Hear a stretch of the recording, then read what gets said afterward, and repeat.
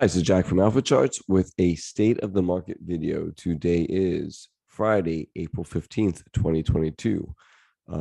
Markets are closed today. Before we get started, this video is for informational purposes only. These are not recommendations to buy, sell, or hold any stock or security. I may hold positions in some of the equities mentioned. Know your time frame and risk tolerance. All right, starting with the S&P 500, SPX. So you could potentially have a very big topping pattern here, right? Then looking on this side, you could potentially have an inverse head and shoulders forming if roughly this 4,300-ish area holds and it comes back up, or you potentially have a double top forming, right? If price breaks below 4,150-ish. So to say there's indecision in this market is an understatement. Especially in the S&P, it's chopping around. I mean, these types of whipsaws are going to really hurt. There is no trend, as we can see. You did get a higher high here. Maybe this makes a higher low, and then that inverse head and shoulders can play out, right? That's a possibility. But again, we won't know until after the fact. Right now, there's no sign that's going to happen. And if anything, it looks, more bearish than anything else.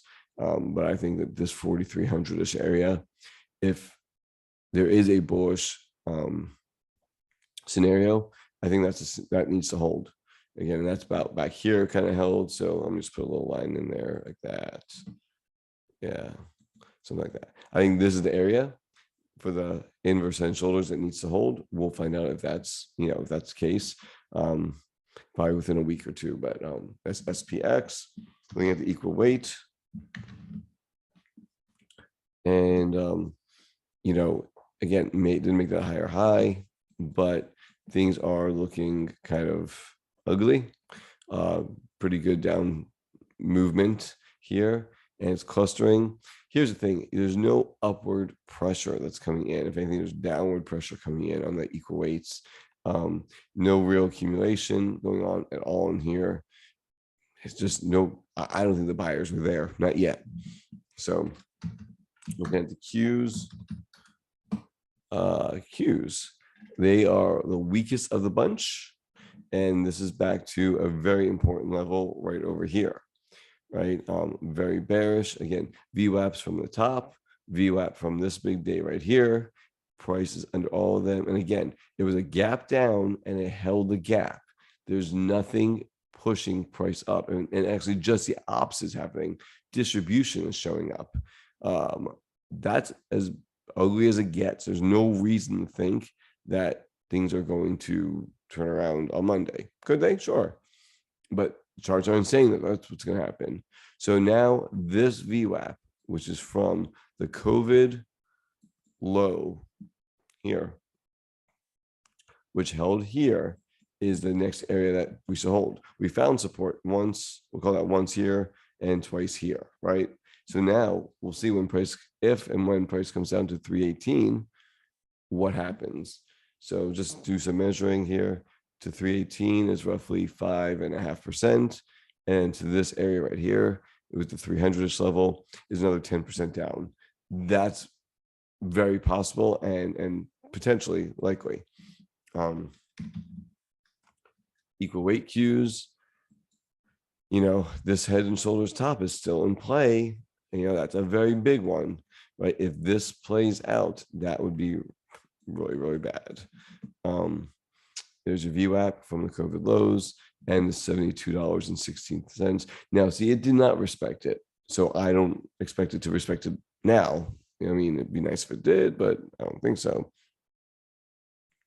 But it did respect the $68.70 or so area, $69. So that's a potential spot. And when we look at measured move, again, this equal weight, it's another 7.5% or so. So that's a possibility. But again, this is a ugly topping pattern, right? If it holds here, great. Maybe now we could form a bottom. But right now, there is no reason to think that that's going to happen. More likely to say that there's going to be more downward pressure in the near term. And that's what we have to be prepared for, right? IWM, looking at again, this is an equal weight index, and looking at a 5-wave pattern to the downside. So far, it's kind of playing out. Just looking here, and that's another 13, 14, maybe even 15% to the downside. That would be pretty rough in the IWM if that's what happens. Is it going to happen? I have no idea, but this is a very important place and very strong potential support. So this is the place where I would expect a 170-ish level. And that's a big deal. 170, that's about 15% lower, we said. So it's rough. Yeah, right there, 14, 15%. So yeah, I mean, is it going to happen? I don't know for sure, but that's the place that is very possible. I mean, I guess you would say that it's making, higher lows from here. Maybe that continues. I think the pressure is to the downside, bearish cross. Nothing is telling me that the buyers are showing up as of yet. Mid caps, again, still in a range, probably holding up better than most, just really chopping around in this area and not breaking down like the small caps did. Maybe it comes back and retouches this 453-ish level. I don't know, but mid caps holding up better. IWO. So IWO, I would expect, again, very similar to the IWM. IWO is small cap growth coming into this area. If you notice, the VWAP from the COVID low was held as resistance, which is kind of interesting. And now it's starting to turn back down. Also kind of interesting. So very likely it comes back and tests this area, which again isn't crazy far. It's about 10%, 9-10% below. That'd be interesting because I would love to see IWO lead to the upside ahead of the other indexes. That would be my bullish scenario, right? Still means there's downside to be had, but maybe one more fresh thrust to the downside to get people bearish. We'll look at sentiment in just a little bit. XLF, choppy as can be, not really participating, bearish look to it. So nothing really exciting going on there, and not participating. SMH, even more important, and that is really leading to the downside. Next area of support is potentially about 7% lower. This will be very, very important because it's held in the past, and we'll see what happens there. If that goes, then things could get really nasty really fast. Again, SMH is a good tell on the market, and right now the sellers are in control. So there's that. So lumber, it's a commodity, and commodities are doing well, but it's it's just choppy. There's nothing to really say. Just choppy mess. Moving on. Look at the VIX.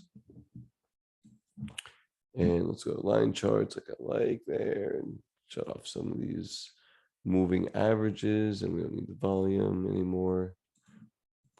Okay. VIX is at 22.7. What does that tell me?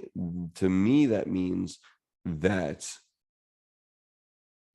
this isn't like catastrophe coming. And there's room to the downside, right? Another spike up into this 30 area. Now, I don't think we need to go this far. We could, but I think this 30-ish area, above 30-ish, 32-ish, that's a problem.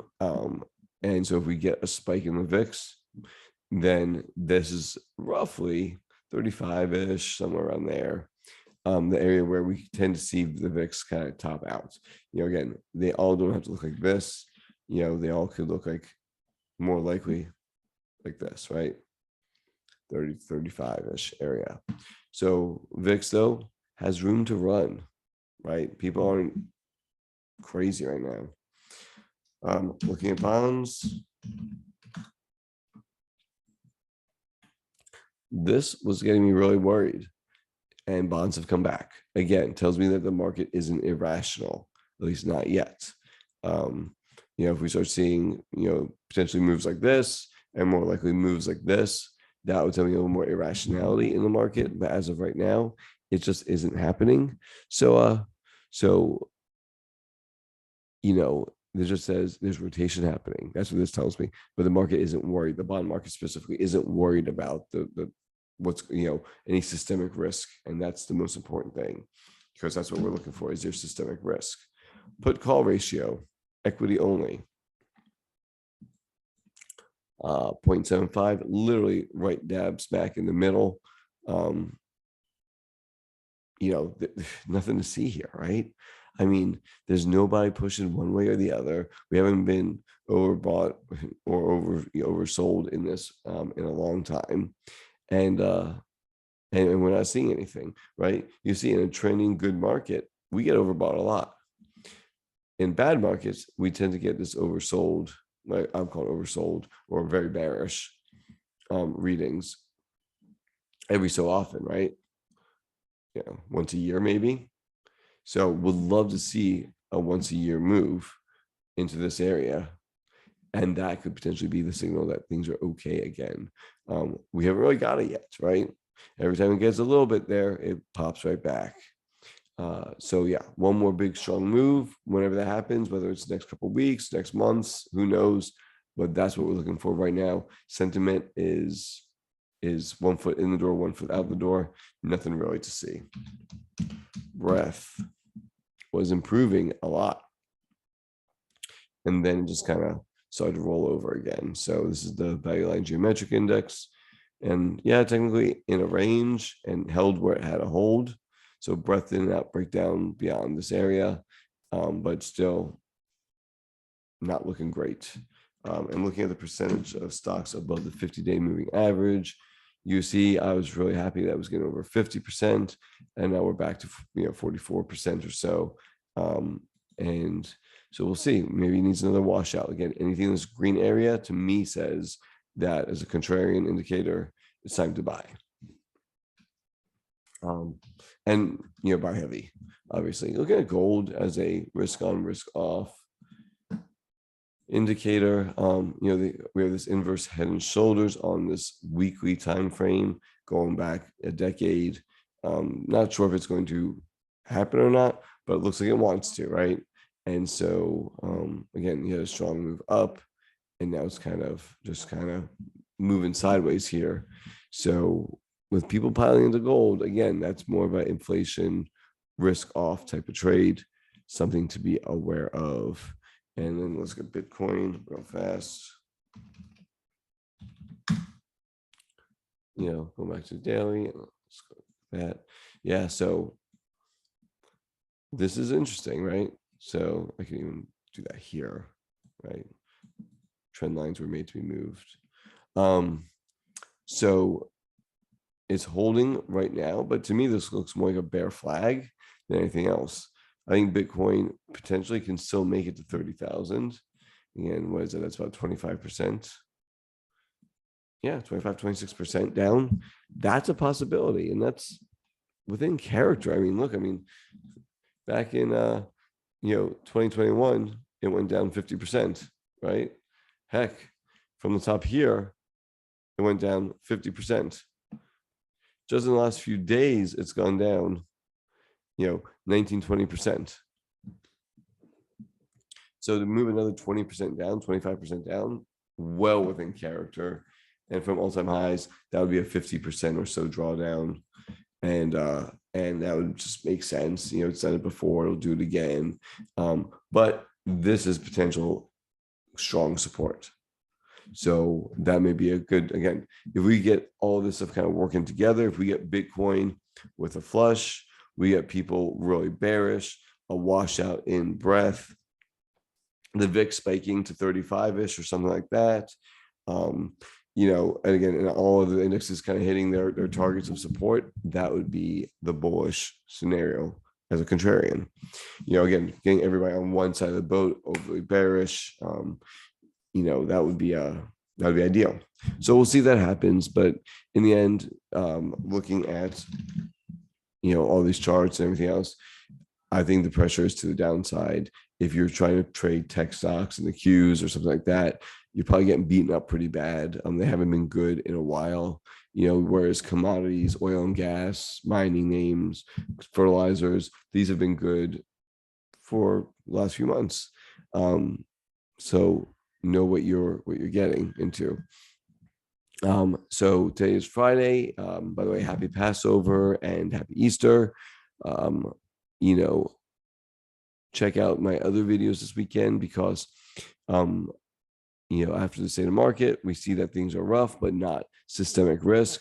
Now we start to drill it down. In my long view video, I look at weekly charts to see where the relative strength is. And it's great for the person working full time. It's a different way of trading and to be active, participant in the market. And then I will drill that down even more on Sunday for my stocks to watch video. And that basically gives into specific names. If somebody wants to be a more active, maybe a little bit more risk on type of trader, it shows what is holding up again, and knowing what is holding up on the market, but where the setups are, right? So that's what I got planned for you for this weekend. Again, hope you all are having a great long weekend. Markets are closed today. Again, doing this video early so I can enjoy my family a little bit. Hope you all do great and take care. Have a good day.